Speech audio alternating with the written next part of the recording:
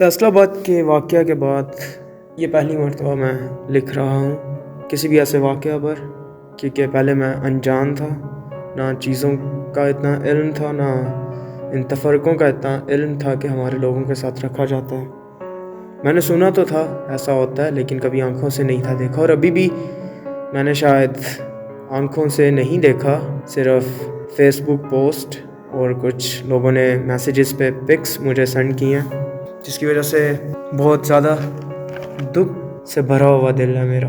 और जो मैं बोलने को हूँ उसका नाम मैंने खून नगरी रखा है, क्योंकि अजीब लगता है उस घर में जिसमें पले बड़े हों उससे जुदा होना। ये मुल्क, ये वतन मेरा भी है और मैं मसीही हूँ। अजीब लगता है अपने मुल्क में रहते हुए इस बात का सबूत देना कि मैं इस मुल्क का बाशिंदा हूँ, इसकी फ़ज़ा में सांस लेता हूँ।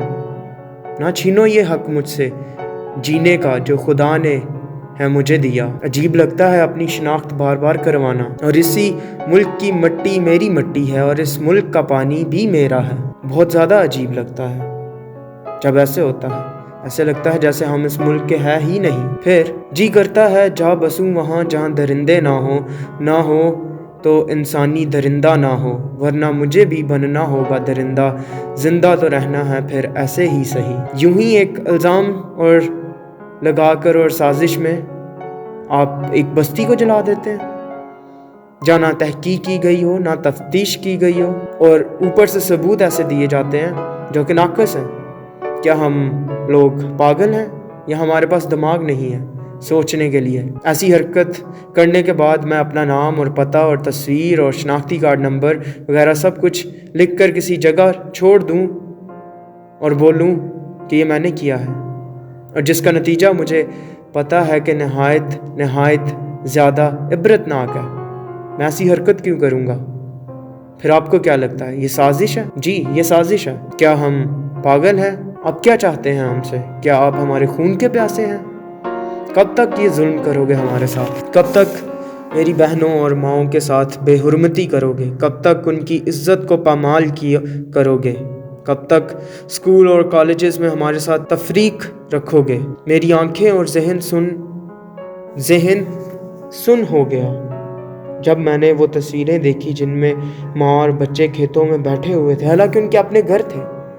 कितनी मेहनत से घर बनाते हैं लोग, उम्रें गुजर जाती हैं घर बनाते हुए, घर की चीज़ें बनाते हुए, और उनको ज़रा सा भी रहम नहीं आया उन चीज़ों को जलाते हुए।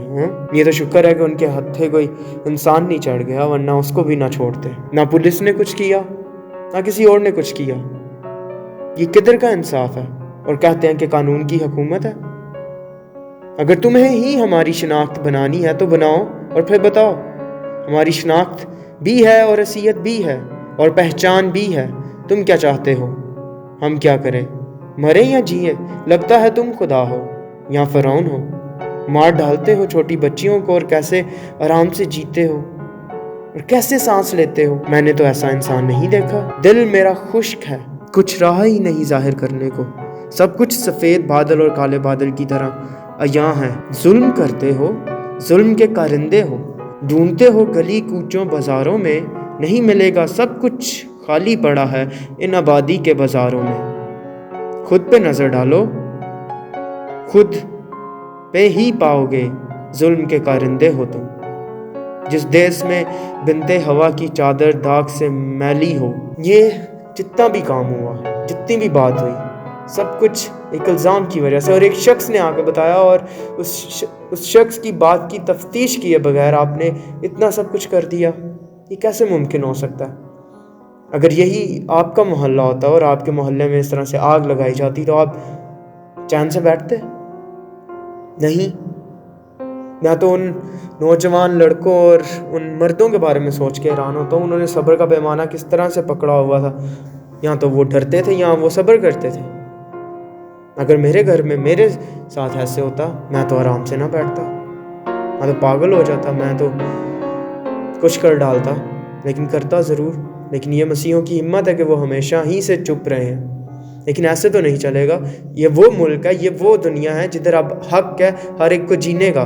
क्यों ये हक हमसे छीनते हो? फिर कहोगे ये जुल्म इतना बड़ा नहीं जितना फ़लस्तीन और कश्मीर का है। ظلم تو ظلم ہے، چاہے اس کی تعریف تم جو بھی کر لو۔ ہمارے لوگ خاموش ہوتے ہیں اور صبر کرتے ہیں، لیکن تم کچھ اور ہی چاہتے ہو۔ ہم پیار محبت سے جینے کے قائل ہیں، تو رہنے دو ہمیں ایسے ہی۔ کیوں چھیڑتے ہو ہمیں؟ کیوں اکساتے ہو ہمیں؟ کتنے گرجے جلا دیے اور لوگوں کا مال و اسباب تم نے ریزہ ریزہ کر دیا۔ کیا تم بدمعاش ہو؟ نہیں تو تم شریف اور مہذب شہری ہو۔ آخر میں اپنے مسیحی لوگوں سے کچھ کہنا چاہوں گا۔ جیسا کہ مسیح نے کہا تھا، سانپ کی طرح ہوشیار، be wise as serpent and innocent as dove، اور کبوتر کی طرح بے ضرر رہو۔ آپ کو ہوشیار بھی ہونا ہے، اتنے بھی معصوم نہ بنے کہ ہر کوئی آئے اور ہمیں کرش کر کے چلا جائے۔ اپنا حق بتائیں اور اس ایشو کو جتنا ہو سکتا ہائی لائٹ کیجیے۔ یہ واقعہ دوبارہ ہوگا، سوالیہ نشان۔ کیا اس کا سدباب ہوگا؟ سوالیہ نشان۔ کیا ہے اس کا حل؟ سوالیہ نشان۔ کیا تاریخ چھوڑو گے تم اپنے بچوں کے لیے؟ کیا ہماری نسل کشی کرنا چاہتے ہو؟ ہمارے بچوں کو مار ڈالنا چاہتے ہو؟ ہمارا نام و نشان ختم کر دینا چاہتے ہو؟ ہر جگہ پہ، ہر زندگی کے شعبہ میں تم ہمارے ساتھ تفرقہ کرتے ہو۔ سب کچھ ظاہر ہے، عقل مند کو سب کچھ نظر آتا ہے۔ چاہے وہ کرکٹ ٹیم میں ہو، ایک بھی کرسچن کھلاڑی نہیں ہے۔ کیوں نہیں ہے؟ کیا ہمارے لوگوں میں پوٹینشل نہیں ہے؟ لیکن جب وہ اوپر جاتے ہیں تو ان سے کچھ ایسی ڈیمانڈز کی جاتی ہیں جن کا سب کو علم ہے۔ مجھے یاد ہے، میں ایک دفعہ ایک جگہ پہ جاب کے لیے گیا اور میں پڑھا لکھا تھا، میرا بول چال اچھا تھا، انہیں میرے بارے میں معلوم تھا، اور میں نے انہیں کہا کہ جناب مجھے نوکری چاہیے۔ موبائل کی دکان تھی۔ تو اس شخص نے مجھ سے ایک بار بھی ایسا نہیں کہا کہ آپ کو کیوں نوکری چاہیے، آپ کو کس وجہ سے چاہیے، چلے میں کچھ کرتا ہوں۔ اس شخص نے کہا نہیں ہے، اور اگلے دن ہی اس نے ایک نیا لڑکا ہائر کیا ہوا تھا۔ اس نے مجھے کیوں ہائر نہیں کیا؟ کیونکہ میں کرسچن تھا۔ اور زندگی کے کتنے شعبوں میں ہمارے لوگوں کو مذہب کی وجہ سے پیچھے کیا جاتا ہے، اور پھر آپ کہتے ہو کہ آزادی ہے۔ یہاں پہ تو آزادی نہیں ہے، یہاں پہ تو کچھ ہو رہی ہے۔ نہ کرو ایسا ہمارے ساتھ۔ وہ خدا سب کا خدا ہے۔ بائبل میں ایک آیت ہے کہ خدا نیک و بد دونوں پر می برساتا ہے، تو وہ انصاف بھی کرتا ہے، راست کا اور ناراست کا۔ کتنے الزام تم ہم پر اس قانون کے تحت لگا چکے ہو، لیکن ہم پھر بھی چپ کر کے سہتے ہیں۔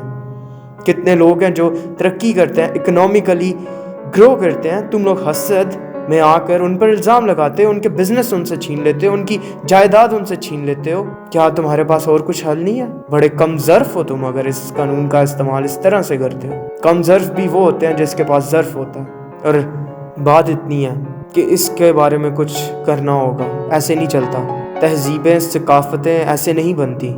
اگر مہذب معاشرے کا تقاضا کرتے ہیں تو پھر مہذب اپنی زندگیوں سے ہونا دکھائیے ہمیں۔ اب اور ظلم نہیں برداشت ہو سکتا، اب اور اس طرح سے چیزیں نہیں چل سکتی۔ جہاں دیکھو ہمارے ساتھ تفرقہ کیا جاتا ہے۔ اب ایسے نہیں ہونا چاہیے، اور نہ ہوگا۔ اور اس ایشو کو جتنا ہائی لائٹ کر سکتے ہیں ہم کریں گے۔ یہ ایشو بھی نہیں ہے، یہ ٹرو ایونٹ ہے جو کہ ہوا ہے، ٹائم اور ہسٹری میں ہوا ہے، ریکارڈڈ ہے۔ آپ کی فضاؤں میں یہ جا رہا ہے۔ گرجے جلانے سے آپ کو کیا ملنا تھا؟ صلیب توڑنے سے کیا ملنا تھا؟ طاقت تو قلم میں ہے یا آپ کے الفاظوں میں ہے؟ اس سے تبدیلی لا کے دکھائیں۔ اس طرح توڑ پھوڑ کرنے سے کچھ بھی نہیں ہوتا۔ اس سے بس ایک ہی چیز ظاہر ہوتی ہے کہ آپ کس ذہنیت کے مالک ہیں۔ بس آخر میں یہی بات ہے کہ ہم مسیحی لوگ اب اپنے حق کے لیے آواز اٹھائیں گے اور خاموش نہیں رہیں گے، اور جہاں تک ہو سکا ہم مل کر آگے بڑھنے کی کوشش کریں گے۔ اور میری مسیحیوں سے درخواست ہے کہ صبر کا پیمانہ نہ چھوڑو، کیونکہ یہی ہماری خاصیت رہی ہے، محبت ہماری خاصیت رہی ہے۔ لہٰذا ہمیں آگے بڑھنا ہے اور معاف کرنا ہے، لیکن اس کے بارے میں قانونی کارروائی پوری کی جائے، اور جس کی رپورٹس عوام النساء کے سامنے ظاہر کی جائیں کہ ایسے ہوا، ہمیشہ ایسے ہوا اور آپ نے کچھ بھی نہیں کیا۔ لیکن اب کچھ کرنا ہوگا، ایسے نہیں چلے گا۔ شکریہ۔